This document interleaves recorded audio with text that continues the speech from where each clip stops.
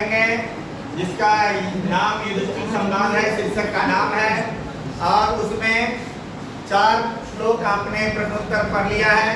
4 जो बचा है उसको आज मैं पढ़ा रहा हूँ, जिसमें यक्ष और युधिष्ठिर संवाद बातचीत कर रहे हैं अपने में। तो 5वां श्लोक में पुनः यक्ष जो है प्रश्न कर रहे हैं युधिष्ठिर से। कह शत्रुर्दुर्जयः पुंसां कश्च व्याधिरणन्तकः भूवास्यात् पुरुषः साधु असाधु पुरुषश्च कः। अर्थात यह प्रश्न कर रहा है, कहा शत्रु दुर्जय पुंसां। दुर्जय अर्थात अजय, जिसको जीत नहीं सकता है। ऐसा कौन सा शत्रु है जिसको हम जीत नहीं सकते हैं? अजय। कश्च व्याधि रणन्तकः, कौन सी ऐसी बीमारी है, व्याधि है, रोग है जो अंत काल तक रहता है। गोवास्यात् पुरुषः साधु, और कौन सा पुरुष साधु है और कौन सा पुरुष असाधु है, अर्थात कौन सज्जन है और कौन असज्जन। फिर युधिष्ठिर उत्तर दे रहे हैं, क्रोधः सुदुर्जयः शत्रुर् लोभो व्याधिरणन्तकः सर्वभूतहितः साधु असाधु निर्दय स्मृतः। क्रोध सुदुर्जयः शत्रु, क्रोध ऐसा शत्रु है जिसको हम जीत नहीं सकते हैं। अर्थात क्रोध जो मनुष्यों में जो क्रोध है जिसको जीता नहीं जा सकता, वो अजय है। और लोभो व्याधि रणन्तकः, लोभ ऐसा एक रोग है जो अनंत काल तक चलता है। लोभ रूपी बीमारी जो है वह अनंत काल तक रहता है। सर्वभूतहितः साधु, और सभी प्राणियों को हित चाहने वाला जो व्यक्ति वह ही मानव साधु कहलाता है।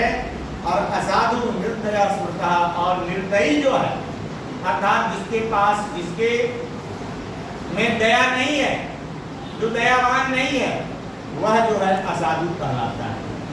पुनः प्रश्न कर रहे हैं 7वें श्लोक में यक्ष, किं स्थैर्यमृषिभिः प्रोक्तं किं च धैर्यमुदाहृतं स्नानं च किं परं प्रोक्तं दानं च किमुच्यते।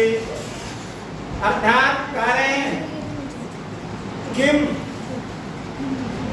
स्थिरता क्या है, कहते हैं स्थिरता क्या है, स्थिर किसको कहते हैं। दूसरा प्रश्न कर रहे हैं धैर्य क्या है, धैर्य किसको कहते हैं। स्नानम च किम परम प्रोक्तम, उत्तम स्नान कौन है और उत्तम दान कौन है। उत्तम दान क्या है और उत्तम स्नान क्या है। तो उसमें पुनः युधिष्ठिर उत्तर दे रहे हैं, स्वधर्मे स्थिता स्थैर्य धैर्यमिन्द्रिय निग्रह स्नानं मनोबलत्यागो दानं वै भूतरक्षणम्। स्वधर्मे स्थिता स्थैर्य, कहते हैं अपने धर्म में स्थिर रहना, अर्थात अपने ही धर्म में अडिग रहना, परिवर्तन न करना, वही स्थिरता है। और धैर्यमिन्द्रिय निग्रह, अपने इंद्रियों का संयम करना, इंद्रियों को दमन करना, अपने इंद्रियों पे बस में रखना, वही धैर्य है। स्नानम मनोमलत्यागो, और उत्तम स्नान वही है जो अपने मन रूपी मैल को त्याग देना, अर्थात अंदर में हमारे आंतरिक जो है शुद्ध रखना, छल कपट न रखना, वही उत्तम स्नान है। और दानम वै भूतरक्षणम, भूत मतलब प्राणी, संसार के प्राणी की रक्षा करना ही दान है, उत्तम दान है। फिर प्रश्न कर रहे हैं 9वें श्लोक में यक्ष, कः पंडितः पुमान् ज्ञेयो नास्तिकः कस्य उच्यते कौमूर्खो कस्य कामः स्यात् तोमत्सर इति स्मृतः। कः पंडितः पुमान् ज्ञेयो, कहते कौन पंडित है, पंडित किसको कहते हैं, और नास्तिक कस्य उच्यते, नास्तिक किसको कहा गया है? तो मूर्खा कस्य कामः, कौन मूर्ख है और कौन जो है कामी। तो कहते हैं धर्मज्ञः पंडितो ज्ञेयो, निश्चित कार्य उत्तर दे हैं, धर्मज्ञो पंडितो ज्ञेयो नास्तिको मूर्ख उच्यते, काम संसार हेतुश्च हृतापो मत्सर स्मृतः। धर्मज्ञ कहते हैं धर्मज्ञ कौन है?